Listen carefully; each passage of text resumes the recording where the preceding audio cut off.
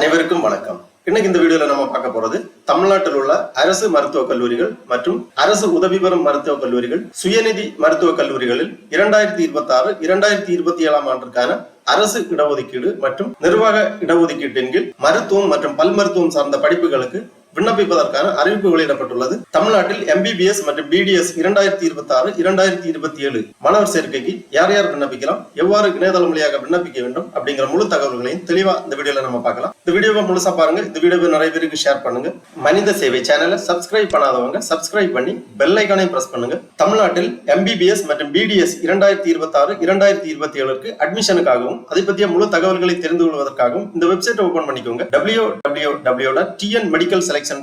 இந்த வெப்சைட்டோட லிங்க் நான் டிஸ்கிரிப்ஷன்ல கொடுக்கிறேன். இதான் government of Tamil Nadu health and family welfare department directorate of medical education and research selection committee அதிகாரப்பூர்வ இணையதளம். இந்த இணையதளத்தில் தான் 2026 ஆண்டிற்கான MBBS மற்றும் BDS அட்மிஷனுக்காக விண்ணப்பிப்பதற்கான வழிவகை செய்யப்பட்டுள்ளது. இந்த வெப்சைட்டை ஓபன் பண்ணீங்கன்னா இதுல நிறைய தகவல்கள் எல்லாமே கொடுக்கப்பட்டிருக்கும். ஃபர்ஸ்ட்ல ஒரு அப்ளிகேஷன் டியூட்டோரியல் கொடுத்திருக்காங்க. அதாவது 2026 TN MBBS and BDS application செய்யும் முறை அப்படிங்கிற ஒரு வீடியோ யூடியூப்ல வெளியிட்டு இருக்காங்க.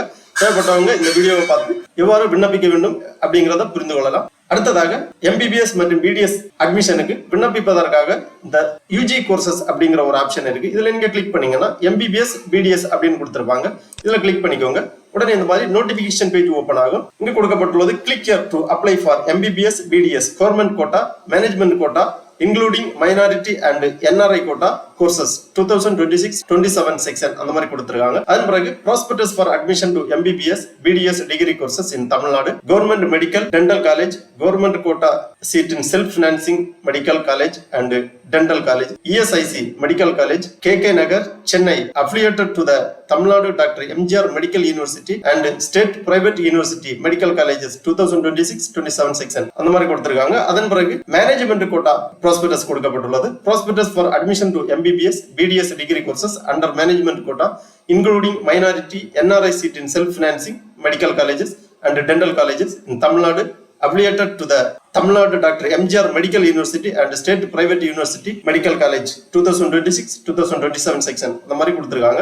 இந்த அட்மிஷனுக்கு விண்ணப்பிப்பதற்கு முன்னாடி ஃபர்ஸ்ட்ல இந்த ப்ராஸ்பெக்டஸ் நீங்க தெளிவா ரீட் பண்ணி புரிந்து கொண்டு அதன் பிறகு விண்ணப்பிப்பதற்காக ஆரம்பிக்க வேண்டும். ப்ராஸ்பெக்டஸ் மேனேஜ்மெண்ட் கோட்டா மற்றும் கவர்மெண்ட் கோட்டாவுக்கு தனித்தனியாக கொடுத்திருக்காங்க. இந்த ப்ராஸ்பெக்டஸ்ல லிங்க்ல கிளிக் பண்ணி இந்த மாதிரி ப்ராஸ்பெக்டஸ் பேஜ் ஓபன் ஆகும். இதுல தெளிவாக கொடுக்கப்பட்டுள்ளது prospectus for admission to MBBS BDS degree courses in Tamil Nadu, government medical dental colleges, government quota seat in self financing medical dental colleges, ESIC medical college, KK Nagar, Chennai, affiliated to the Tamil Nadu Dr. MGR Medical University and State Private University Medical Colleges 2026-2027 section. Last date for submission of online application form கொடுக்கப்படவில்லை. ஏனென்றால் NEET தேர்வு முடிவுகள் இன்னும் வெளியிடப்படாததால் MBBS மற்றும் BDS அட்மிஷனுக்கு விண்ணப்பிப்பதற்கான கடைசி தேதி இன்னும் வெளியிடப்படவில்லை. பின்னர் அறிவிக்கப்படும். இங்க கொடுக்கப்பட்டுள்ளது அப்ளிகேஷன் கோஸ்ட், அதாவது விண்ணப்ப கட்டணம் ₹500 கொடுத்திருக்காங்க.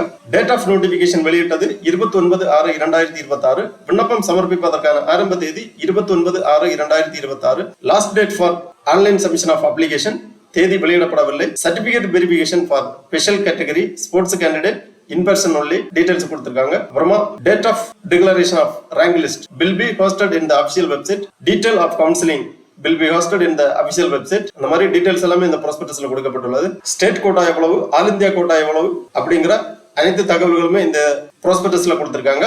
அப்ளிகேஷன் ஃபீஸ் ₹500, நான் ஃபண்டபிள். SC SCA ST கேண்டிடேட்டுக்கு விண்ணப்ப கட்டணம் கிடையாது. விண்ணப்ப கட்டணத்தை இணையதளம் வழியாக செலுத்த வேண்டும். இந்த ஃபைல் 142 பக்கங்களை கொண்டது.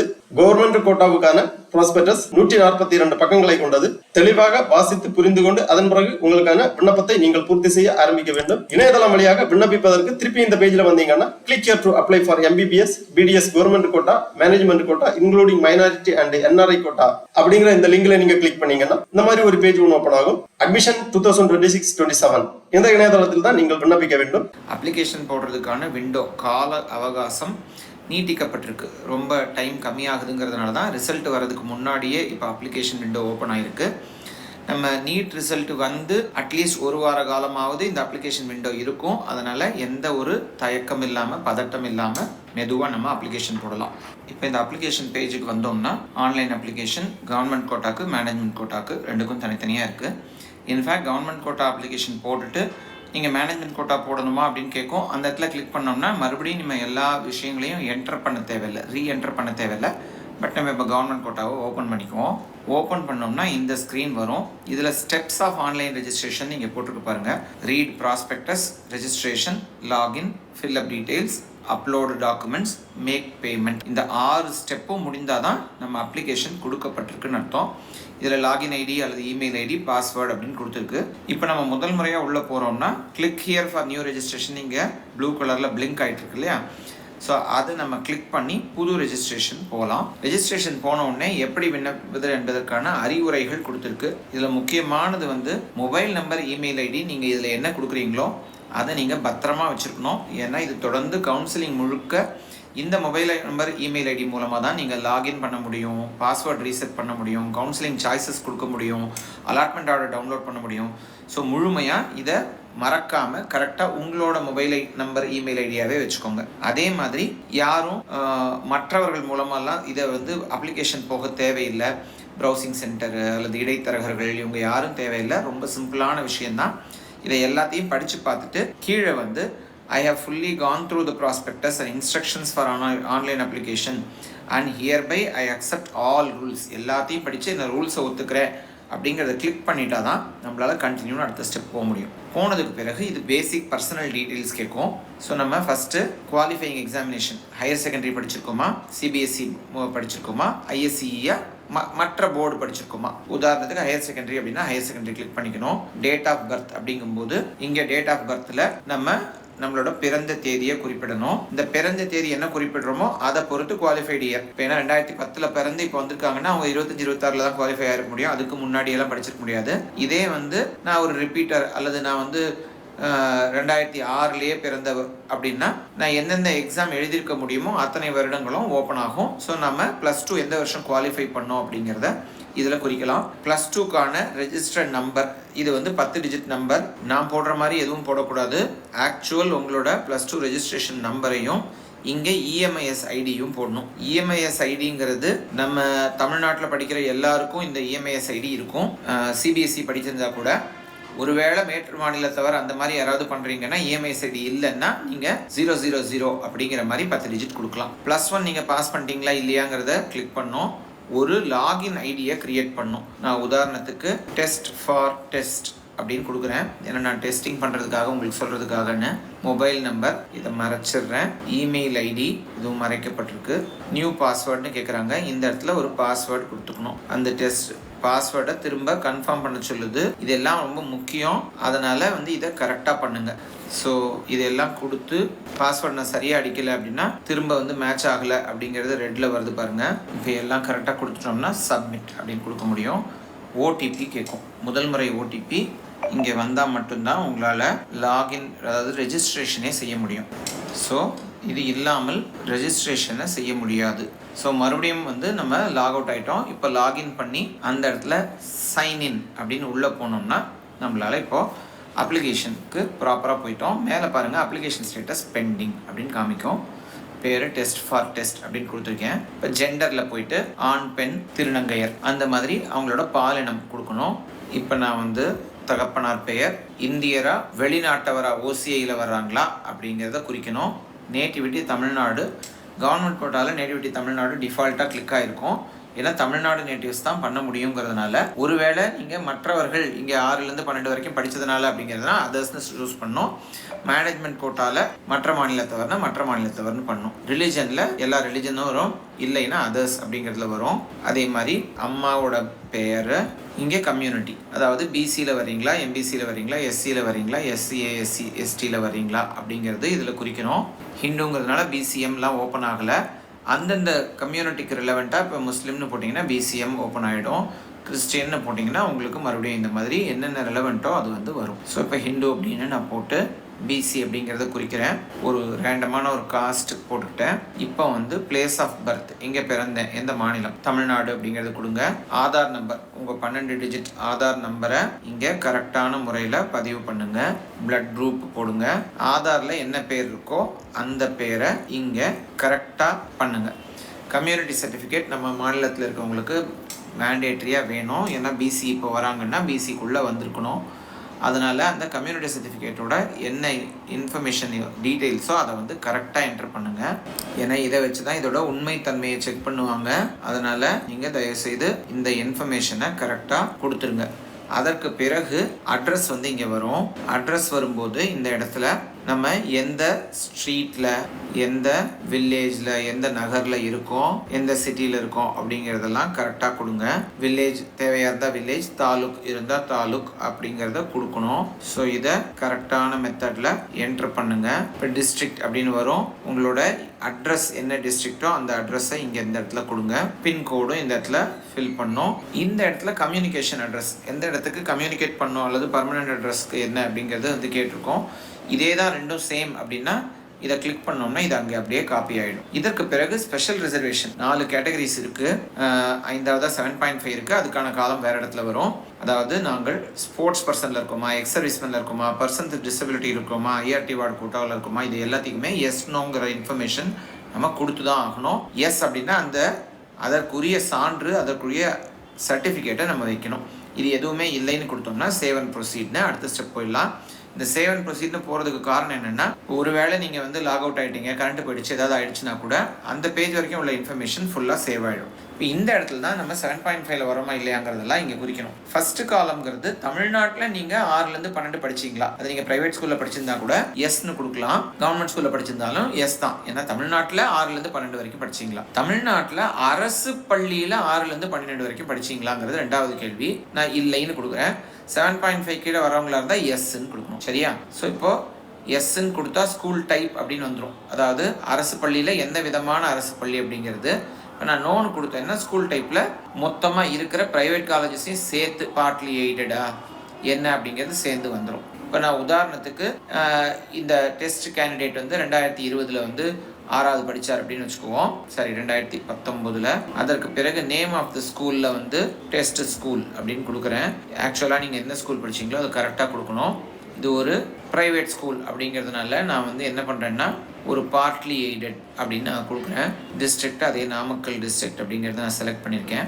இப்போ இந்த மாதிரி ஒவ்வொன்றுக்கா 6லேருந்து 12 வரைக்கும் அடிக்கணுமா அப்படின்னா இல்லை, apply 6th standard to every திங்னா இந்த இயர் மட்டும் வருஷம் ஒன்று மாறிடும், மற்றதெல்லாம் அப்படியே சேவ் ஆகிடும். ஸோ இப்போ நம்ம ஸ்கூல் படித்த இன்ஃபர்மேஷனை சேவ் பண்ணிட்டோம். இதுக்கு அடுத்தது சேவ் அண்ட் ப்ரொசீட் கொடுத்து அடுத்த ஸ்டெப்புக்கு போகலாம். இதில் பார்த்தீங்கன்னா உங்களோட அகாடமிக் டீட்டெயில்ஸ், இப்போ நீட் யூஜியோட ரோல் நம்பர் ரொம்ப முக்கியங்க.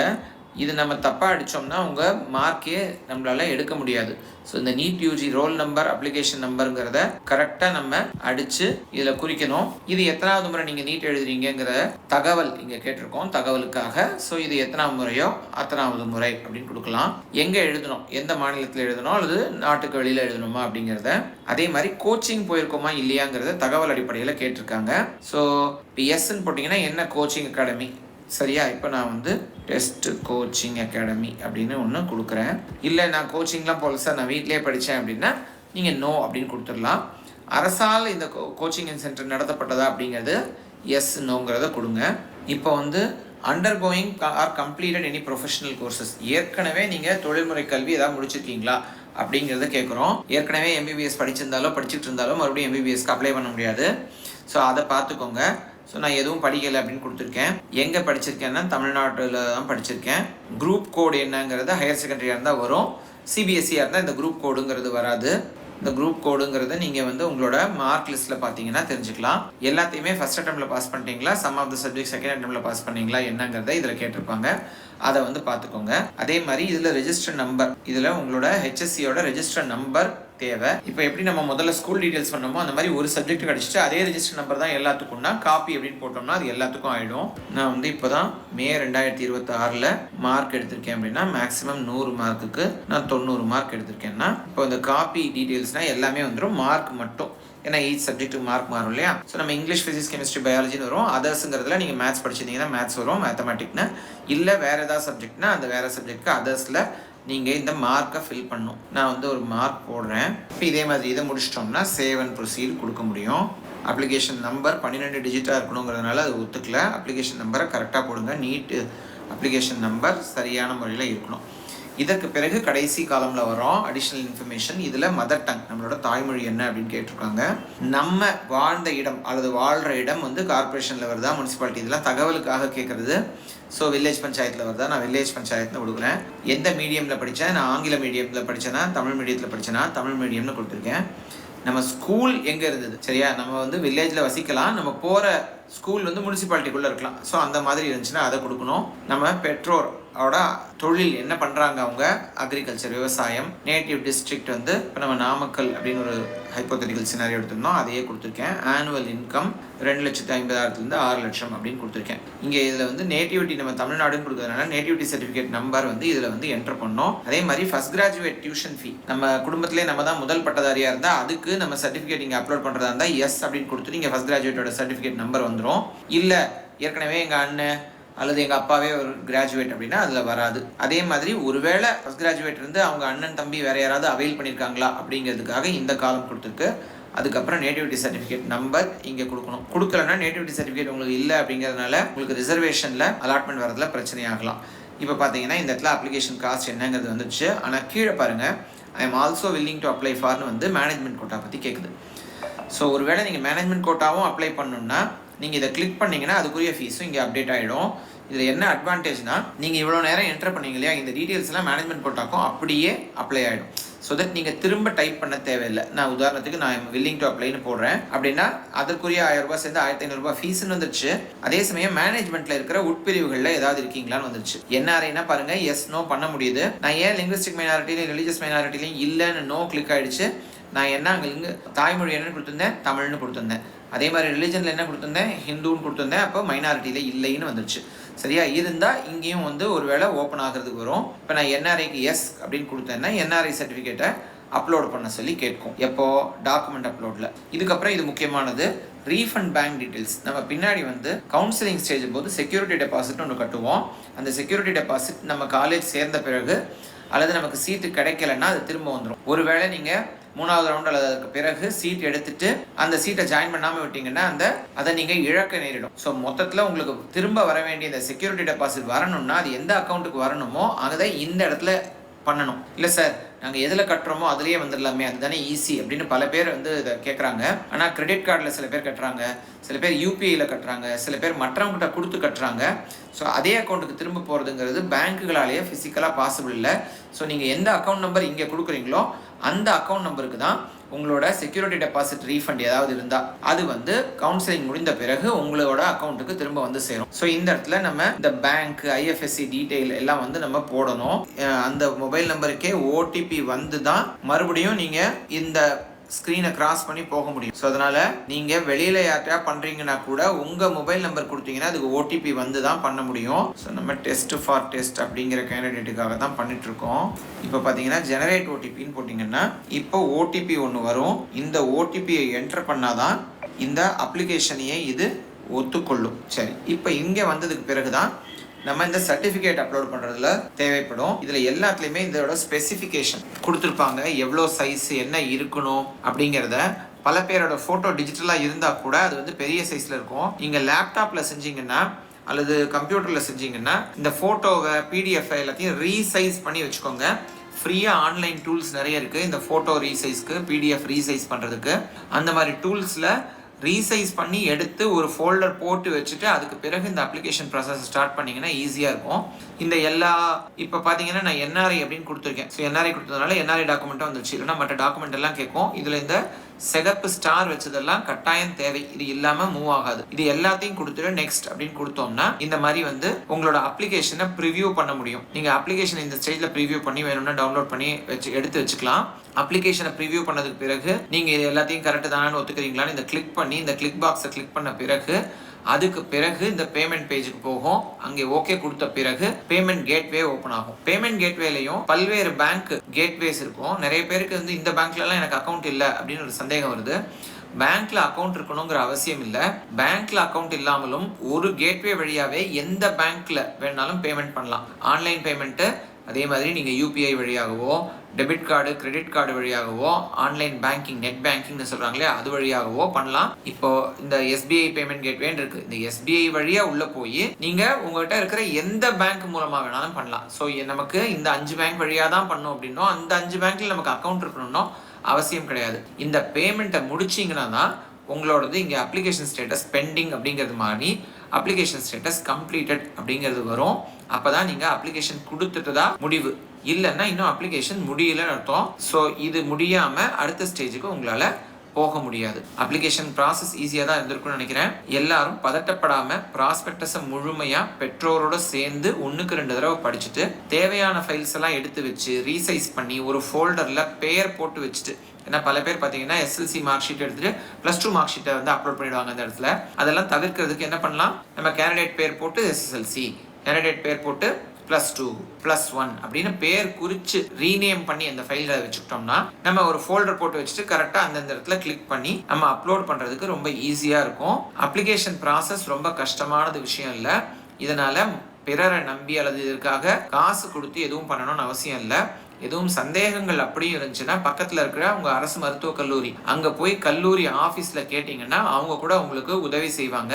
இதில் அப்ளிகேஷனுக்காக நம்ம ரொம்ப சிரமப்பட தேவையில்லை. ஓகே நண்பர்களே, இந்த வீடியோ உங்களுக்கு உபயோகமா இருந்துச்சுன்னா லைக் பண்ணுங்க, ஷேர் பண்ணுங்க. மனித சேவை சேனலை சப்ஸ்கிரைப் பண்ணாதவங்க சப்ஸ்கிரைப் பண்ணி பெல் ஐகானையும் பிரஸ் பண்ணுங்க. அனைவருக்கும் நன்றி, வணக்கம்.